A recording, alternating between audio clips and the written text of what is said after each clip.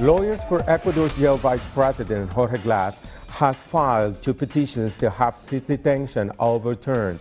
On Wednesday, President Lenín Moreno named Maria Alejandra Vicuña as his acting vice president, while Glass is in prison. Vicuña was previously Ecuador's housing minister.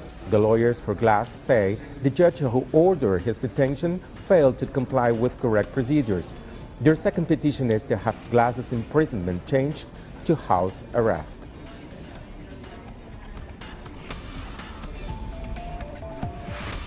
Let's go live to Quito and my colleague Siene Gray. Hello, Siene.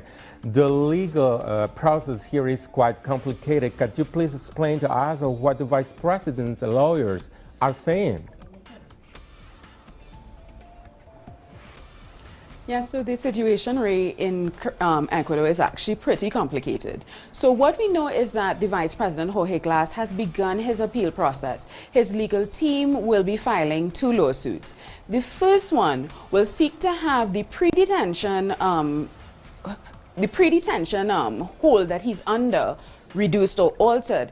They're hoping to either have him placed under house arrest, either have him outfitted with an electronic ankle monitoring device, which will electronically record his whereabouts, or have him report to a judicial authority on a schedule determined by the courts. So that's what the first lawsuit plans to do. The second one actually plans to address the pre-detention hold that he's under completely, but because in Ecuador they have a specified legal period with which Attorney General Carlos Baca was to apply for the pre-detention hold for Vice President Jorge Glass and his uncle Ricardo Riviera. That time expired on Sunday. The Vice President's legal team believed that the decision on his pre-detention trial hold should have also been made within that time period, aka Sunday. We know that the case and the decision was made on Monday. So they're hoping to have the decision invalidated. Once it's invalidated, the Vice President would be free to go. So that's where we're at this particular situation. The appeals process has begun.